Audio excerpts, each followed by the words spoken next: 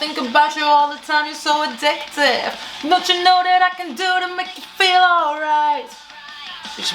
Le gloss et les cheveux. And hell yeah, I'm a mother princess. 2007.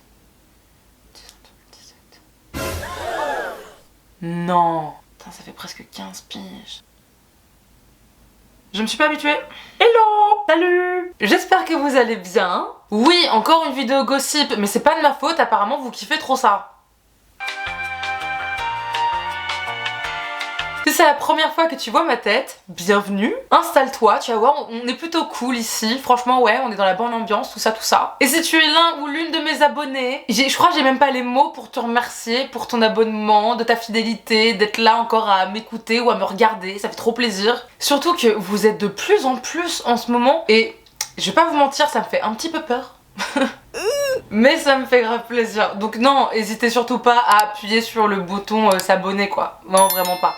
Bon, maintenant que la propagande est terminée, aujourd'hui, on se retrouve pour revenir sur les plus grosses trahisons du showbiz, d'Hollywood, de ce que vous voulez, je sais pas comment appeler ça. Mais parce que... Le monde est méchant. Quand j'ai fait mes recherches là, j'ai dû trier. J'ai dû dire non, ça, pas ça, non, ça, non. Cette histoire-là, non. Parce qu'il y en avait trop, d'accord? Il y en avait trop d'histoires de trahison. Hein? Ça va?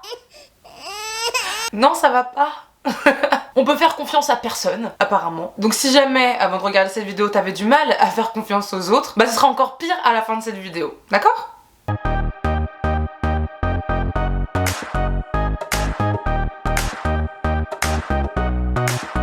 Je vais donc commencer par l'histoire qui a amené cette vidéo, parce que j'avais vite fait parler sur Instagram. Qu'est-ce que t'attends pour me follow sur Instagram? Je sais pas pourquoi je t'agresse alors que je te demande un truc sympa. Excuse-moi, je suis désolée. Si jamais ça te dit, n'hésite pas à me follow sur Instagram. Ce serait très aimable de ta part. En plus, tu auras en échange du contenu de qualité.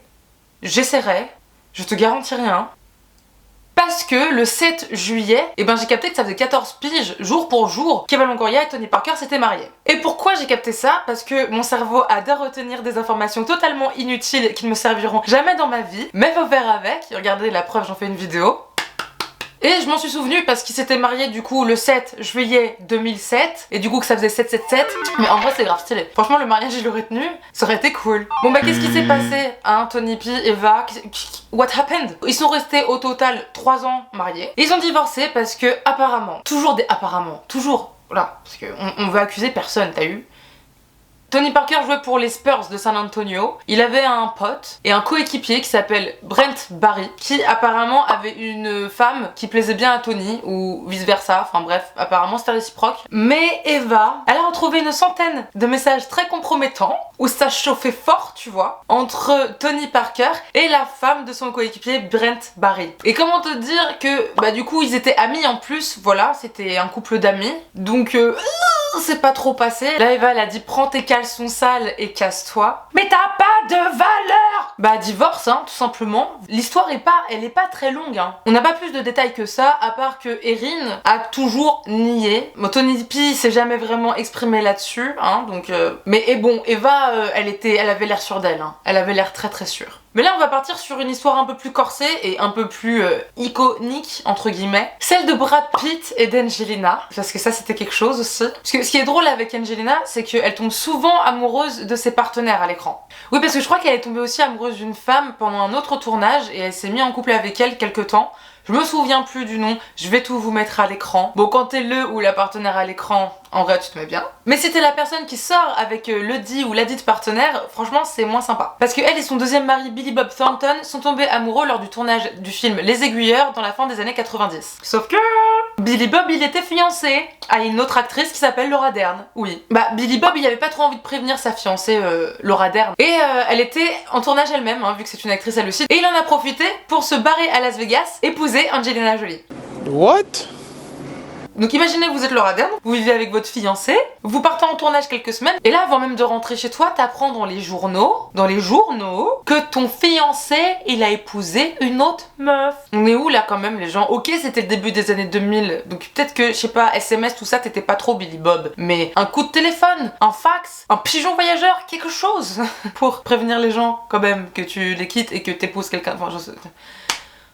De leur côté, Billy Bob et Angie sont restés 3 ans mariés. Ils montraient beaucoup trop qu'ils s'aimaient en public. C'était assez dégoûtant. Et Angelina a eu la bonne idée de se faire tatouer le prénom de Billy Bob sur le bras. Voilà, donc même si au pire, c'est l'homme de ta life, il s'appelle Billy Bob. Donc en fait, c'est quel genre de prénom à tatouer sur un bras, ça? Encore, ce serait un prénom stylé, mais on parle de Billy Bob. Billy Bob. Mais revenons à Brad Pitt et Angelina. Parce que Brad, il était marié depuis 4 ans avec Jennifer Aniston lorsqu'il a rencontré Angelina sur le tournage du film Mr. and Mrs. Smith. Et pendant le tournage, les deux, ils commencent une liaison à Skip, mais ils l'ont nié pendant assez longtemps. Mais bon, des années plus tard, une fois qu'ils seront mariés, etc., Brad et Angelina diront trop hâte que nos enfants regardent Mr. and Mrs. Smith parce que tout le monde n'a pas la chance de voir un film où ses parents sont tombés amoureux. And it was a joy to come to work. You take that back. Jennifer Aniston, elle est trop cool, ou je sais pas, elle sait trop faire genre elle est grave cool.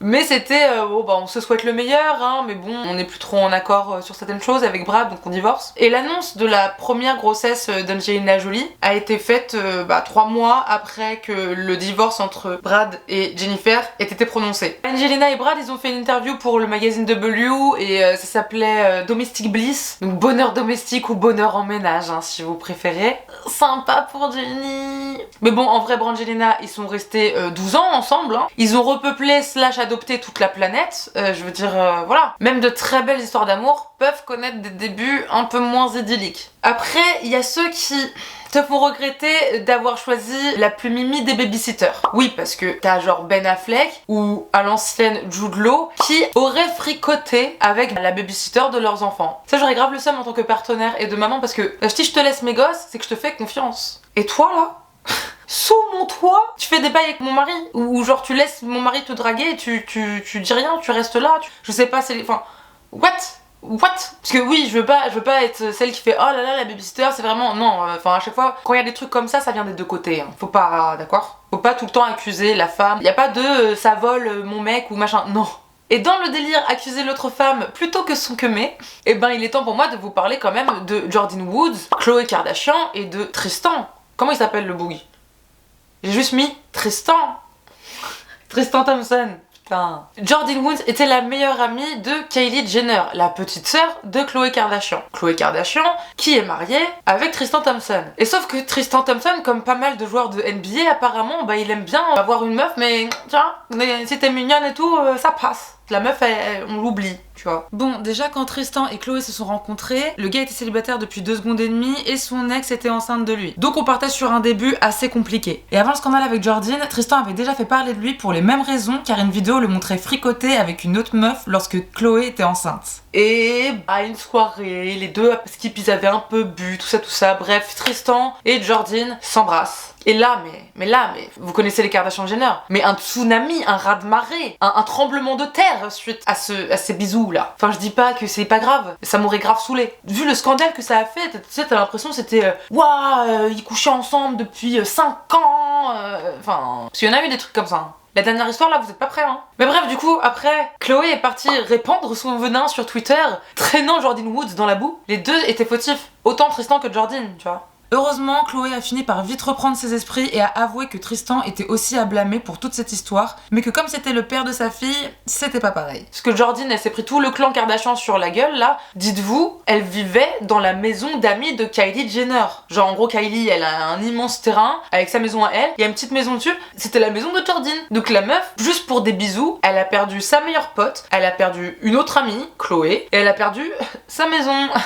je comprends aussi. Mais ça a pas été la même chose pour Tristan, tu vois. Parce qu'après, Khloé, elle s'est remise en couple avec Tristan. Puis ils ont rompu, puis ils se sont remis ensemble, puis ils ont rompu. Enfin bref, là pour l'instant, ils sont plus ensemble. Au fond, tout ça c'est assez triste parce que Kylie et Jordyn ne sont plus amis à cause de ça, alors que je trouve que leur amitié a plus de sens que le couple de Khloé et de Tristan, qui a trompé Khloé plusieurs fois depuis cette histoire encore. Et il y a également une récente interview qui est sortie où le sujet est abordé et tu vois que si Kylie ose reparler à Jordyn, il y aura embrouille avec certaines de ses sœurs. Donc vraiment, je trouve ça assez dommage. Après là on va un peu s'éloigner des couples, on va passer au niveau de l'amitié, hein, parce que la vidéo elle parle de trahison au sens global du terme. Dans les années 90, Matt Damon sortait avec Winona Ryder et Ben Affleck sortait avec Gwyneth Paltrow. Les 4 étaient super copains et copines. Parce que c'est cool en plus en général quand t'es en couple et que t'as des potes qui sont en couple aussi et que tout le monde s'entend méga bien, voilà ça fait des double dates, c'est génial. Un soir où ils étaient justement en train de faire soirée tous les 4 ensemble chez Winona Ryder, Gwyneth Paltrow, elle a perçu le script pour un film. Et ce film, c'était Shakespeare in Love. Apparemment, Gwyneth aurait discrètement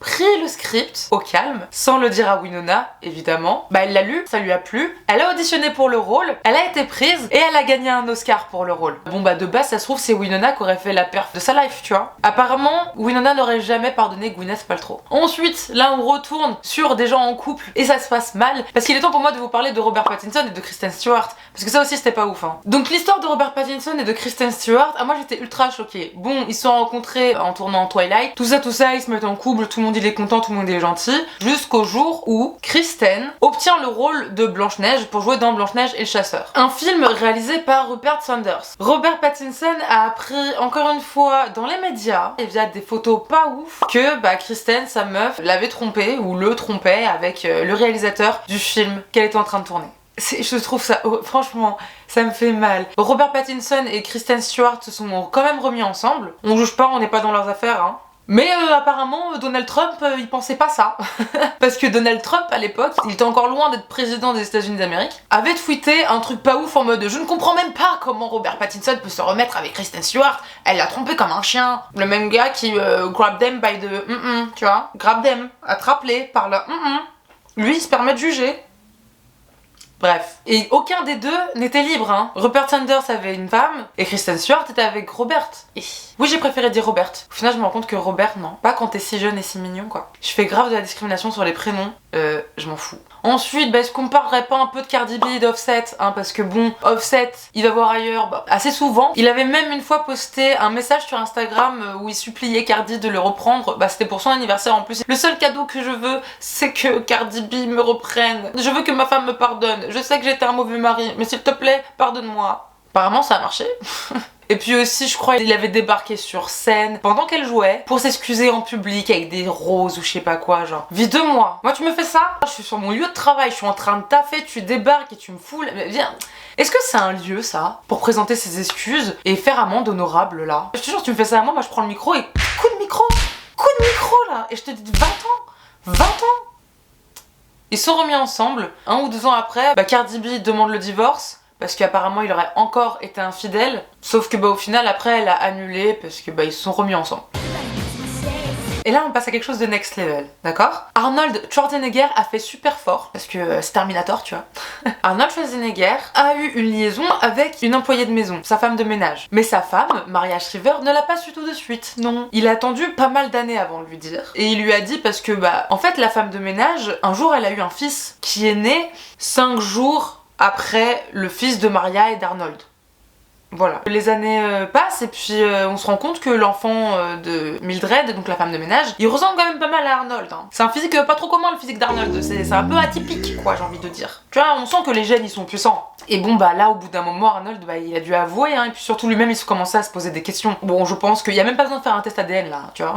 Il a su assez tôt que l'enfant de Mildred était le sien, un garçon qui s'appelle Joseph, et donc il donnait de l'argent pour élever cet enfant dans le dos de Maria, sa femme, pendant plusieurs années. Évidemment, quand Maria Schwarzenegger l'a appris, elle a demandé le divorce. On ne peut pas la blâmer. Déjà, apprendre que ton mari a fauté, c'est déjà quelque chose. Ensuite, apprendre qu'il a eu un enfant avec sa maîtresse, alors là, déjà, on est déjà au point de non-retour, mais en plus, t'apprends ça 14 piges plus tard, genre, ouais, bon, voilà quoi. C'est pas fou. Tu serais au fond du trou. Oh là là. En conclusion, je dirais donc que le célibat c'est plutôt cool. Sinon la communication et le dialogue c'est la base aussi. Hein. Si jamais t'as envie de... Voilà, faut parler quoi. Je sais pas, faut discuter avec son partenaire, vous voyez. C'est que mon avis. Hein. Et si y a beaucoup de gens qui vous intéressent, mais restez célibataire. C'est dingue ça.